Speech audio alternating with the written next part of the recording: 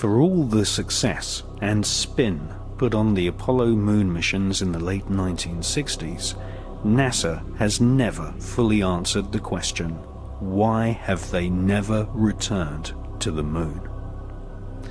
Some ex-NASA employees know the answer, and that is that the moon is crawling with aliens. And that NASA astronauts confirmed this in the 1970s, leading many UFO researchers to conclude that NASA had been warned off ever returning to the lunar surface. UFO activity on the moon was nothing new to the ex-Nazis who engineered the Apollo moon missions.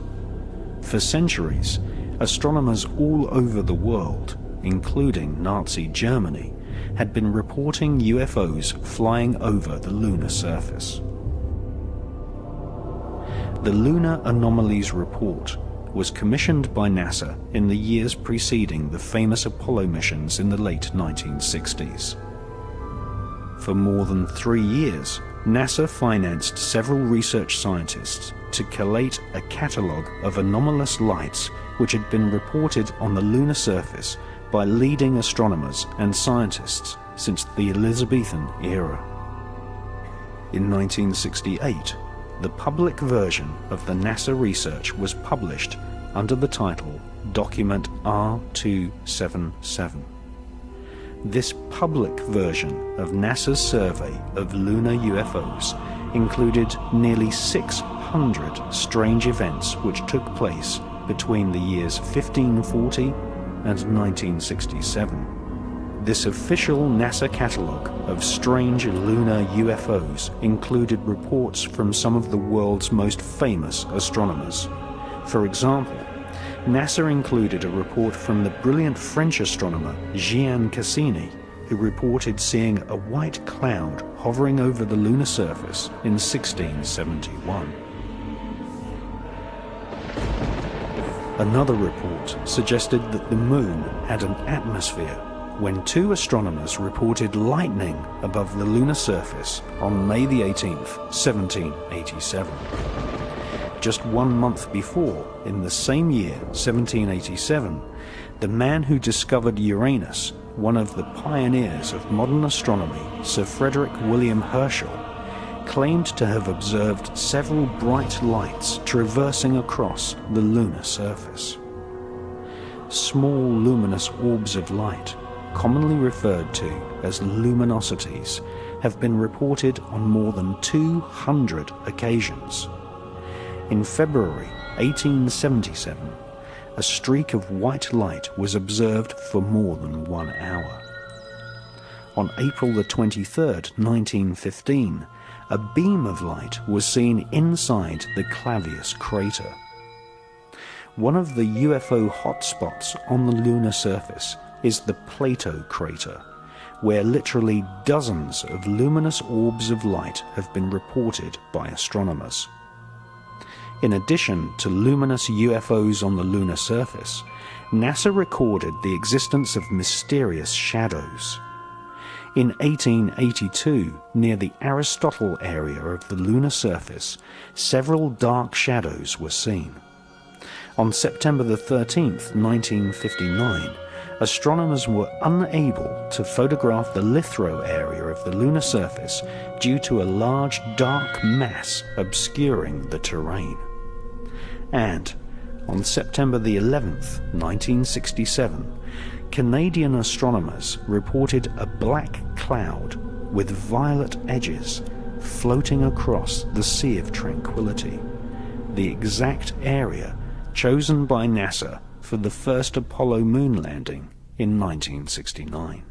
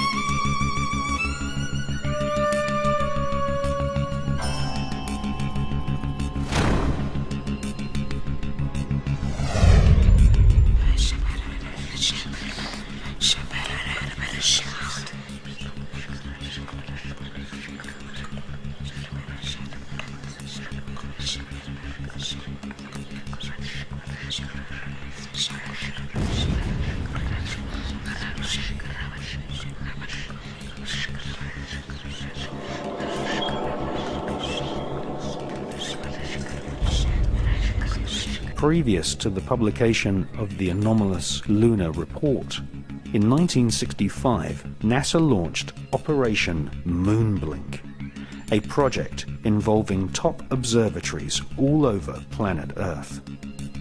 NASA's goal was to collect data on the large number of luminosities seen flying over the lunar surface. Operation Moonblink also investigated various large structures which had been photographed by unmanned NASA satellites.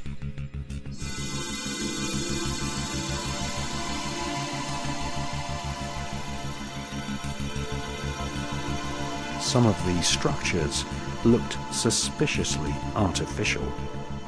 In 1953, the science editor of the New York Herald Tribune had reported seeing a 12-mile-long structure, possibly a bridge, on the edge of the Mare Crisium crater.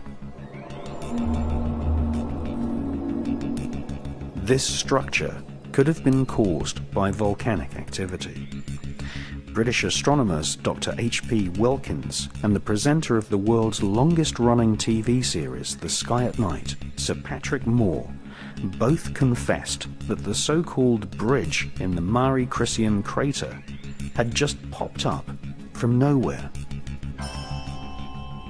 In preparation for the NASA Apollo moon missions, Orbiter 3 was dispatched to take photographs of some of the moon's most interesting structures. In the Ukurt area of the moon, a large vertical structure stands proud of the lunar surface. It has been nicknamed the Shard. Another curious object photographed by Orbiter 3 is the so-called tower, which some astronomers claim is over a mile thick and could be 5 miles high.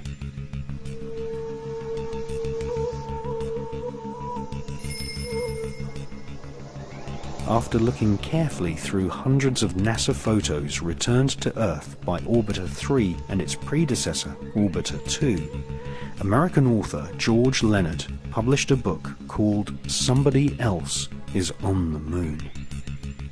George Leonard presented many photos in his book, some showing very long tracks in the lunar dust, tracks which he said had been made by aliens.